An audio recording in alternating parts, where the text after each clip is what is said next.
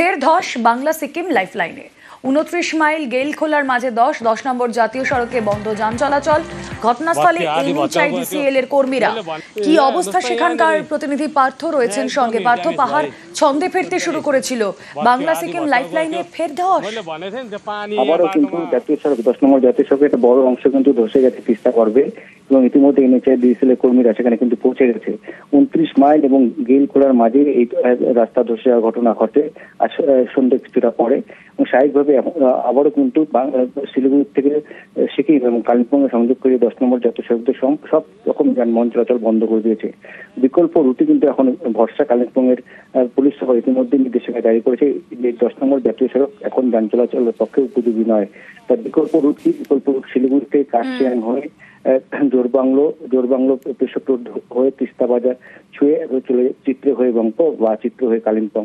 অন্যদিকে শিলিগুড়ি থেকে সেবক, গরুবাথান, লাভা, আলগারা হয়ে কালিম্পং থেকে আবার চিত্রে হয়ে একেবারে পাহাড়ে আমরা দেখতে পেয়েছিলাম যে পর্যটকদের আনাগোনা আবারও শুরু হচ্ছিল বৃষ্টি কমে যাওয়ার পর। কিন্তু শিলিগুড়ি থেকে কালিম্পং যাওয়ার রাস্তা, শিলিগুড়ি থেকে সিকিম যাওয়ার রাস্তায় NH10 সেখানে আবার ধস নামায় আতঙ্ক গ্রাস করছে। শনিবারে প্রবল বৃষ্টি কেড়ে নিয়েছে অনেক কিছু। জলপাইগুড়ি, দার্জিলিং এর গায়ে বিপর্যয়ের ক্ষত, দগদগে দাগ। ময়নাগুড়ির গ্রামে ভিটেমাটি হারা কয়েক হাজার, তছনছ পানিঘাটার ইকো পার্ক।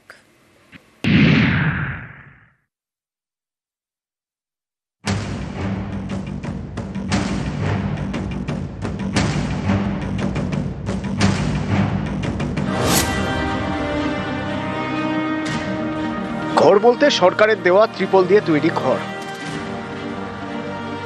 সর্বস্ব ভেসে গিয়েছে জল ঢাকার জলে। কোনো রকমে বাঁচানো গিয়েছে কয়েকটা জিনিস, যেমন সাথের এই বেনারসি। তারা হাতের সামনে যে যা জিনিস পেয়েছেন তা নিয়েই তো বেরিয়ে এসছেন।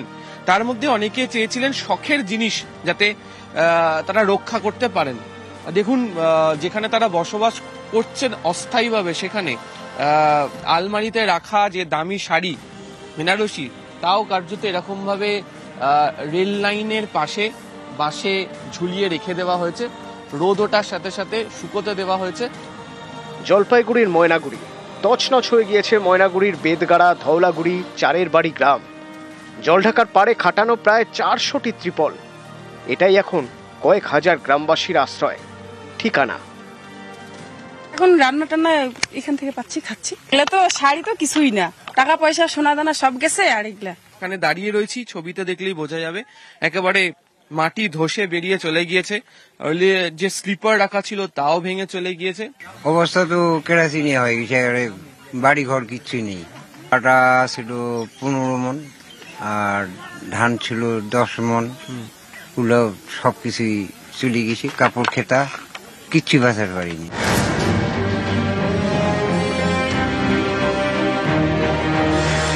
বছরখানেক আগে বালাসনের ধারে তৈরি হয়েছিল ইকো পার্ক। বালাসনের জলে তছনছ দার্জিলিং এর পানিঘাটার সেই ইকো পার্ক। খাবারের দোকান, picnic spot, park, selfie zone সব শেষ। বালাসনের ভয়াল গ্রাস একদিকে যেমন দুধিয়াকে বিপর্যস্ত করেছে, ঠিক সেই জায়গায় পানিঘাটার ইকো পার্কও ক্ষতিগ্রস্ত হয়েছে। যে ইকো পার্ক পর্যটকদের কাছে ছিল মনোরঞ্জনের গুরুত্বপূর্ণ স্থান।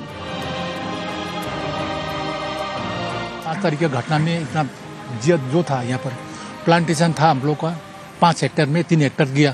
और था 14-15 ठो, वो भी अभी सभी समूचा चला गया। हम लोग डिपार्टमेंट से मिलकर और भी सोच रहे थे कि कुछ करेंगे। मैक्सिमम एरिया डैमेज हो गया, वॉश आउट हो गया, तो JFMC के साथ मिल करके हम लोग ने एक प्लान फिर से अभी बनाएंगे, और इसको विदिन इस मंथ के आखिरी तक हम लोग कंप्लीट करके वापस से इसको चालू कर देंगे, क्योंकि ये अपकमिंग टूरिस्ट सीजन में बहुत पॉपुलर था पिछली बार।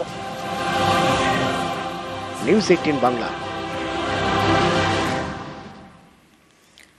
সোমবার ফের উত্তরবঙ্গে মুখ্যমন্ত্রী। বিধ্বস্ত মিরিকে প্রাণ নিয়ে যাবেন মমতা বন্দ্যোপাধ্যায়। কালিম্পং মিরিকের পুনর্গঠনের রিভিউ। দার্জিলিং থেকে বিপর্যয় নিয়ে তদারকি মুখ্যমন্ত্রীর। উত্তরে বিপর্যয়ের ঝুঁকি নিয়ে কাজ করা কর্মীদের সম্মান।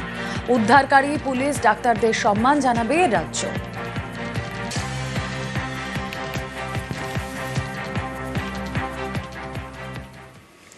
উত্তরে দুর্যোগ মোকাবিলা নিয়ে বিবৃতি নবান্নের। ত্রাণ উদ্ধারের খতিয়ান দিয়ে বিবৃতি। উত্তরবঙ্গে মোট ৪৫টি কমিউনিটি কিচেন, রাজ্যের ৩৫টি শিবিরে আশ্রয় প্রায় ১০,০০০ বাসিন্দার। বিপর্যস্ত এলাকায় ২৯টি সুফল বাংলা আউটলেট, ১৫,০০০-এরও বেশি বিপর্যয় মোকাবিলা কিট বিলি, মহকুমা দফতর, বিডিও অফিসে ২৪ ঘন্টার কন্ট্রোল রুম। কৃষকদের শস্য বীমা দিতেও শুরু সমীক্ষা। শস্য বীমার আবেদনের জন্য বিশেষ ক্যাম্প রাজ্যের, প্রয়োজনীয় নথি পেতেও সরকারি ক্যাম্প। ত্রাণ ত্রিপলের পাশাপাশি স্কুল পড়ুয়াদের বই বিলি। ধস বিপর্যস্ত রাস্তা সারাই, ব্রিজ মেরামতিতেও জোর।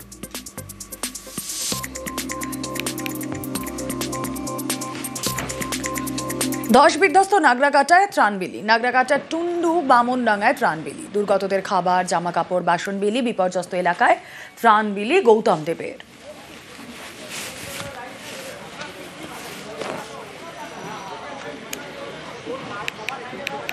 বামনডাঙ্গার যতগুলো এলাকা এফেক্টেড হয়েছে নাগরাকাটা ব্লকের, সব আজকে যেটা প্যাকেটিং হচ্ছে সেটা বামনডাঙ্গা এবং টন্ডু এলাকার জন্য।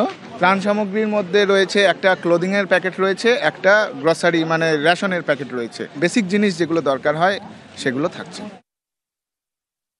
সবজি আছে, কাপড় আছে, অনেক কিছু, ত্রিপাল আছে, ডিএম কিট আছে, সব কিছু যাচ্ছে আজকে। প্রশাসন অধিকারীরা এক একটা ট্র্যাক্টর করে, এক একটা ট্রলি করে আমরা নিয়ে যাচ্ছি নদী পার করে, আর বাড়ি বাড়ি যায় সবাইকে পৌঁছে দিচ্ছি।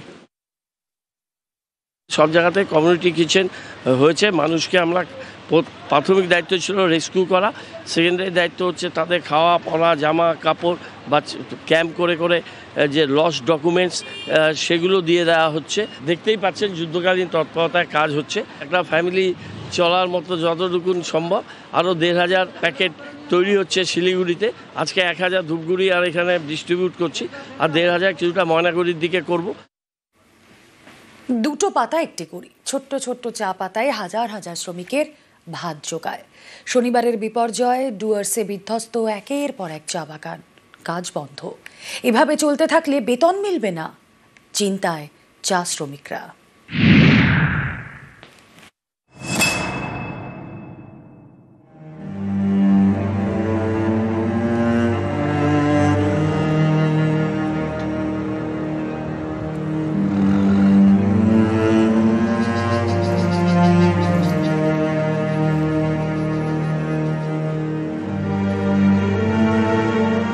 চা বাগান, চা পাতার সবুজ চাদর, সেই সবুজ চাদর ধুয়ে গিয়েছে শনিবারের দুর্যোগে।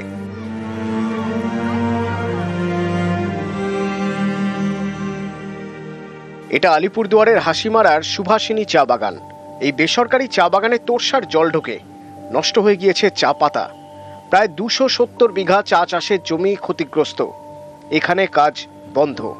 এভাবে দিনের পর দিন কাজ বন্ধ থাকলে বেতন কি মিলবে, চিন্তায় চা শ্রমিকরা। नष्ट हो चुका है, फिर भी से अब क्या कर सकते हम लोग भी। अब वो तो मैनेजर के ऊपर में है। चाहते हैं कि जो यहाँ पे बांध जो बनेगा वो अच्छी तरह से ढलाई वाला बनना चाहिए। अभी हम लोग का काम भी जा नहीं सक रहे हैं, घर का कंडीशन भी ऐसा हालत में है। बच्चे लोग का किताब उताब सारा बह गया, अभी स्कूल भी नहीं जा पा रहे बच्चे लोग, हाथ में कुछ पैसे भी नहीं है।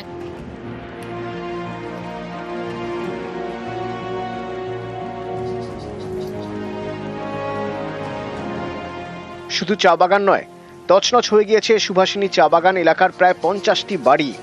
ত্রাণের খাবার খেয়ে জীবন চলছে।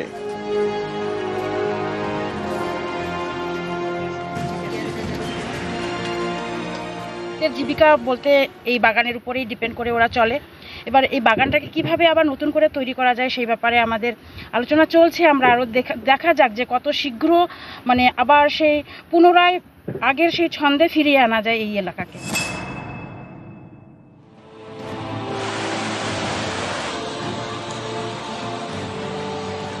উপড়ে গিয়েছে চা গাছ, নদীতে ভেসে গিয়েছে চা বাগানের জমি।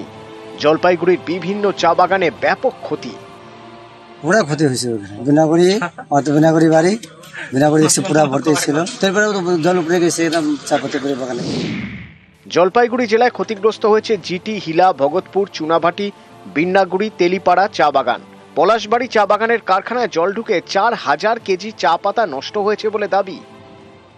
পরিমাপ করার পর সমস্ত বাগানের তরফ থেকেই যে প্রত্যাশা থাকবে সেটা হচ্ছে যে কোনো রকম প্রাতিষ্ঠানিক সাহায্য এই বিপর্যয়ের থেকে রক্ষা করার জন্য নিশ্চয়ই প্রতিটি বাগানে সেই মর্মে প্রত্যাশা করবে এবং আমরাও সেটাই আবেদন করছি সরকারি দপ্তরের কাছে। প্রশাসন তো সর্বতভাবে সহযোগিতা করছে, তো আমরা বাগানের দিকেও দিচ্ছি, কারণ নাগরাকাটা ব্লকের যে বিপুল ক্ষতি হয়েছে, চা বাগানের ক্ষেত্রে আর একটু দেখলে পরে ভীষণ ভালো হয়, কারণ শ্রমিকরা তো এই চা বাগানের উপরেই ভরসা করে, প্রচুর হাজার হাজার শ্রমিকরা থাকেন।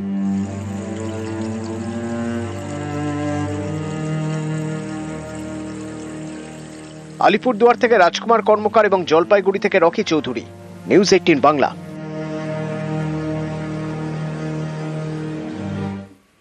দুর্যোগ কাটিয়ে রোদ ঝলমলে উত্তরবঙ্গ। উত্তরবঙ্গে ভারী বৃষ্টির সতর্কতা নেই, কখনো মেঘলা কখনো রোদ ঝলমলে আকাশ।